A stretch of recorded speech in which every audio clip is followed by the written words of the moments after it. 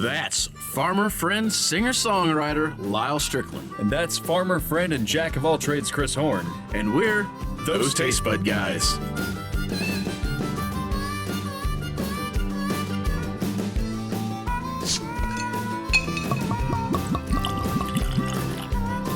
Sing a song. Well, it was 1942. Oh, I gotta change the. Where? Yeah, I do. Did you write that one? You didn't write that one. No, John did. John did. Yeah. Did they record that one? No, the only recording is John playing it on a church organ when he was 25, on a reel-to-reel. That's the only recording. That's kind of crazy. I know, right? I was listening to another one of their songs with Dad I really liked. It was called Getting Out or something. I'll look at the title again. I really like this. Anyways. We're doing a show. Hey, guys. We're doing a thing. There's people out here. Maybe. I don't know. This might got 0 views. No, that's very true. I kind of doubt it. I mean, this is like the most 7th or 8th most popular video we've done. Yes. So, anyways, guys, welcome back. Thanks for joining us one more time. I know we're rambling off in a little bit, but I don't know. We're having a good time. We're enjoying ourselves. A chill evening. You know why we're enjoying ourselves? Because we got 1942. Don Julio, 1942. 42. Dan Julio. That's a different tequila. Anyways, so here's the deal. We did this about 2 years ago. Our friend Colby got it for us.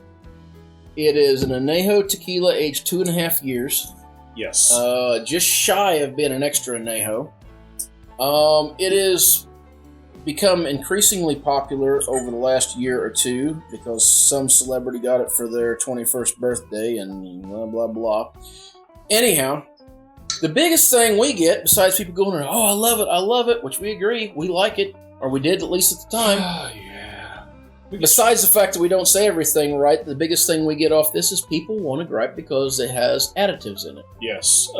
Sweeteners and colors. Originally, I didn't even know what the hell anybody's talking about. It's like, this is literally one of the first tequilas we ever did. We literally knew nothing about tequila when we started this. Yeah. Now we know this much about tequila, which is still next to nothing, and we'll admit that. But there's some different processing they use to refine their tequila, and because tequila has kind of the same way as bourbon does, you're allowed to add up to 2% additives into it and still call it tequila. Yeah. And they do. They put some sweeteners in this one. And the process that the agave done, like you mentioned, is not super traditional. Right. But so here's the thing. Does it matter to us? Does it make it taste bad? Now, we've had a lot of different tequilas since then. We've had a lot of traditional tequilas that no one has any complaints with. So I think the real bone of contention... This would be the one nobody has any complaints with. Yeah, or the Fortaleza is another one. True. Sauté. But I think this one's going to come closest to... They're both añejos. Yeah, I would, at least on our shelves, yes. So I don't know. We agreed this was very good. This is one we've recently done. Yeah, and I think the real bone of contention with this is that, like, it's a premium price. Right. I mean, this is $1.40-ish. Right now. Who knows where it's going? It was $1.25. So, at the end of the day, let's see if we give it crap. Does that Tequila Ocho taste any better or worse? And does this make a difference now that we've had Tequila Ocho? Yeah. So, I mean, it's just, I can already smell it and taste it from the nose almost. It's so damn smooth. Yeah, and it's very sweet. Now, again, they add sweeteners to it. I guess I'm just going to come out and say, I don't care. I really don't.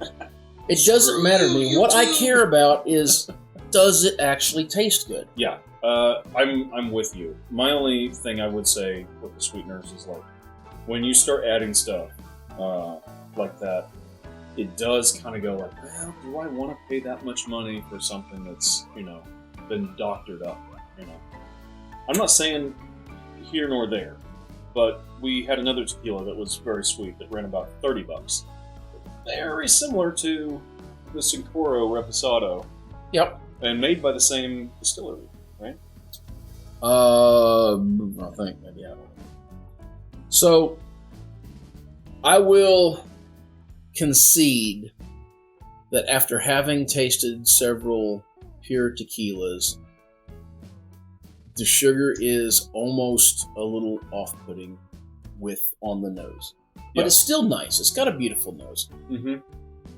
But I didn't buy it to smell all the time. It's so smooth. I'm sorry, if you hate this, I don't think you like to drink.